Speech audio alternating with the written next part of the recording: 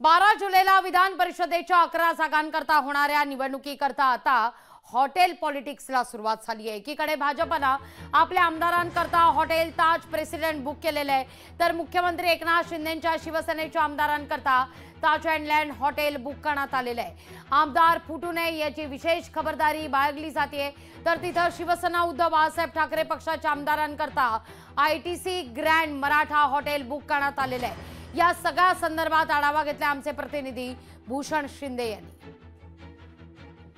12 जुलै रोजी विधान परिषदेच्या 11 जागांसाठी निवडणूक पार पडणार आहे। यासाठी मुंबईमध्ये पुन्हा एकदा हॉटेल पॉलिटिक्स सुरू झाल्याचं पाहायला मिळत आहे। सध्या आपण आहोत ताज प्रेसिडेंट या हॉटेल बार, जिथे भारतीय जनता पार्टीचे 105 आमदार जे आहेत ते इथं 2 दिवस मुक्कामाला असणार आहे। 12 जुलै रोजी हे संपूर्ण मतदान प्रक्रिया जी आहे ती पार पडणार आहे आणि या मतदान प्रक्रियेमध्ये कोणत्याही प्रकारे आपला आमदार फुटू नये किंवा आपल्या आमदाराचं मत फुटू नये यासाठी प्रत्येक पक्ष आता लगबग करताना पाहायला मिळत आहे। आणि याच निमित्ताने भाजपचे जे 105 आमदार आहेत ते आजपासून आणि पुढचे 2 दिवस याच हॉटेलमध्ये मुक्कामाला असणार आहेत। ही जर निवडणूक प्रक्रिया पाहिली तर कुठेतरी 11 जागांसाठी 12 उमेदवार दिलेले आहेत। स्वतः उद्धव ठाकरे यांच्या शिवसेनेकडनं अतिरिक्त तिसरा उमेदवार आणि ज्या प्रकारे हा उमेदवार दिला आहे त्यामुळे संपूर्ण ही जी प्रक्रिया आहे ती कुठेतरी बिनविरोध न होताना आपल्याला पाहायला मिळते आणि कुठेतरी संपूर्ण जी निवडणूक प्रक्रिया आहे ती आता आपल्याला सुरू होताना पाहायला मिळते। त्यामुळे संपूर्ण या निवडणूक प्रक्रियेसाठी आता प्रत्येक पक्ष हा अलर्ट मोडमध्ये आलेला आहे आणि कुठेतरी आता प्रत्येक पक्ष हा आपला आमदार फुटू नये यासाठी आता प्रयत्न करताना पाहायला मिळत आहे। कॅमेरा हमीदसह भूषण शिंदे, लोकशाही मराठी, मुंबई।